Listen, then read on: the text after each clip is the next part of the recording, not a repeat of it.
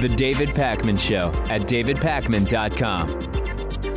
So there were tons of people, hundreds of thousands of people, students, teachers, victims of gun violence, parents, even Paul McCartney, who said that he lost his best friend to gun violence when John Lennon was, of course, shot dead outside of the Dakota Building decades ago in New York City at this point, who participated in the March for Our Lives protest. A lot of people turning out here in Boston, saw helicopters over the Boston Common for hours and hours on, it was Saturday, I believe. Saturday. Right? Yeah. All over the country, Washington, D.C., New York City, Austin, Texas.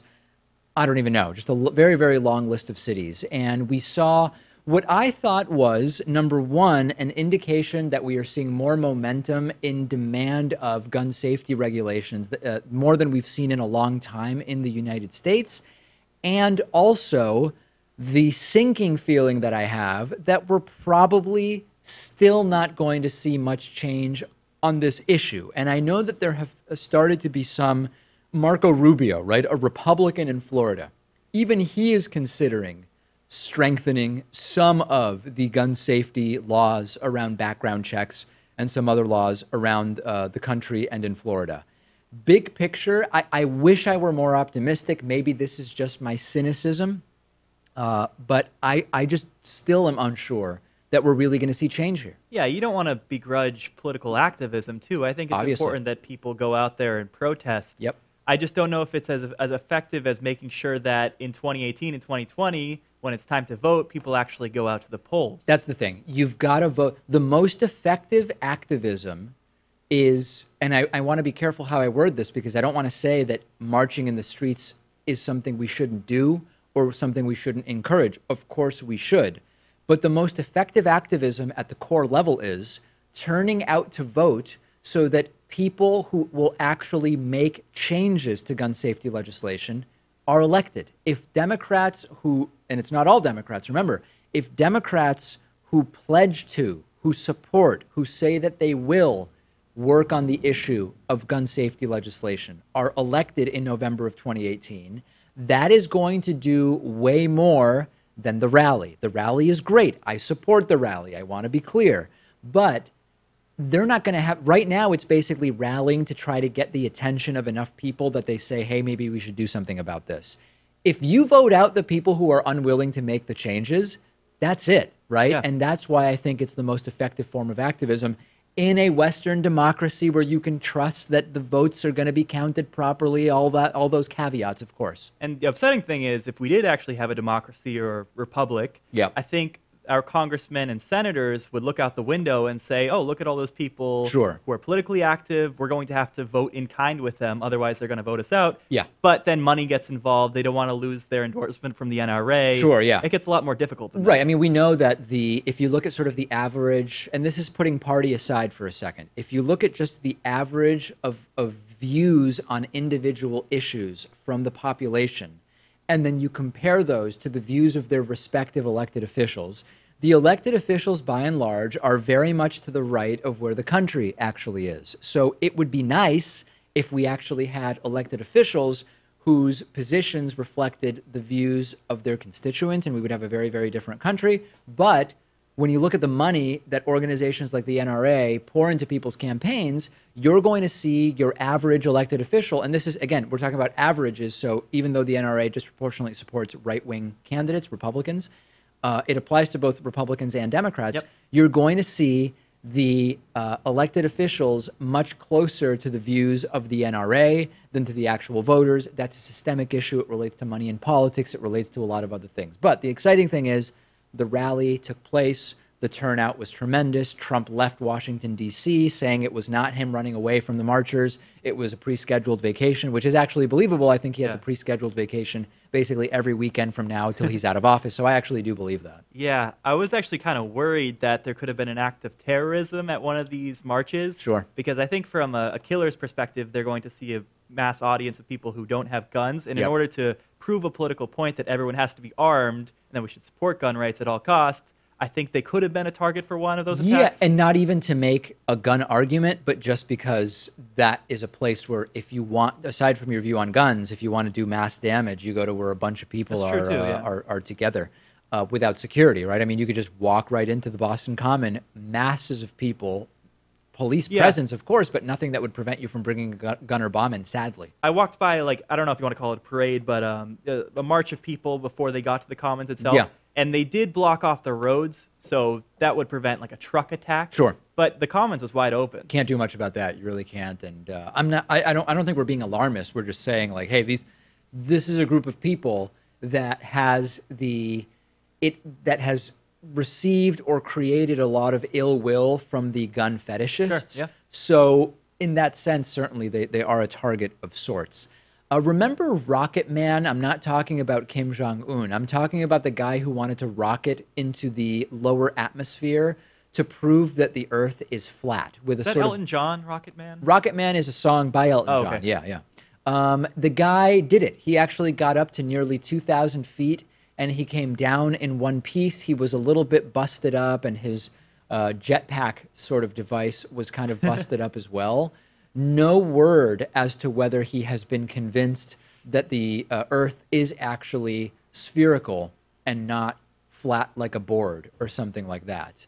1,875 feet into the air, eventually made a hard landing into the Mojave Desert.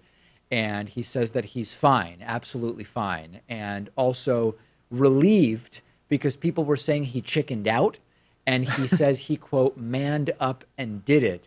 No word yet as to whether he has been convinced that. Right. Now, is 1,800 feet enough to perceive the curvature of the Earth? I just don't know. I think even being at sea level, you can perceive the curvature of the Earth. If you go to the ocean and watch the sailboats sail away, the last thing that will disappear is the top of their sails. That's very true. That's very true. I guess I'm wondering if just in looking out at the horizon, 1,875 feet is enough.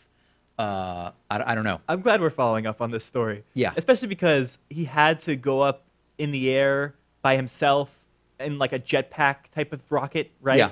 He couldn't just like charter a plane or take a trip somewhere. There like, are other ways, thing, right? yeah. Like, I don't know how high up a hot air balloon goes. I think it's only a few hundred feet, so I guess he would argue, like, at that height, it would definitely look like a flat Earth. I don't know. What about those small single-engine planes? How high did those go? Oh, you can go 8,000 feet. Oh, that's plenty. Yeah, you could definitely do that.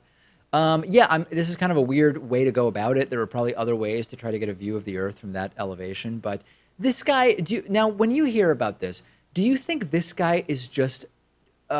what word do I want? I was going to say stupid, but just kind of dumb or lacking knowledge, and he genuinely thinks whatever it is that he thinks. Do you think that mental illness is at play here in some way? I don't know if mental illness is at play. I think it's just a problem with his thought process and his critical thinking skills.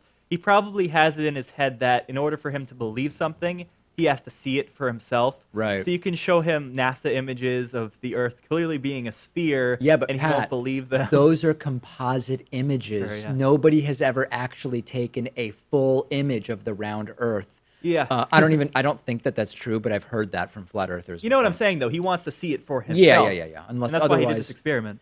It's a really hard way to go through life, right? Anything that you haven't... along those lines, has he verified that we're really breathing oxygen? Like, he might as well test not having an environment with oxygen, because he's just taking the word of science that we actually need oxygen as part of the atmosphere in order to survive. Like, he doesn't really know that. Just about everything. I think there are a whole bunch of examples you can come up with. It's impossible. It's an impossible sort of paradigm to live under. We had another story, by the way, that we didn't get to on today's show. There was a hostage situation in France, and there is a French police officer that was killed by a gunman in a hostage exchange. The man is being called a hero. The police officer reportedly married shortly before this incident, ended up trading places with one of the hostages held at this French supermarket. And there is an individual who has been arrested for appearing to celebrate the death of that police officer on social media. Stéphane Poussier, who was a one-time candidate in legislative elections in France, tweeted, "Every time a police officer is killed, and it's not every day, I think of my friend Remy Fraisse. This time it was a colonel. How great." He was arrested for this because it is considered...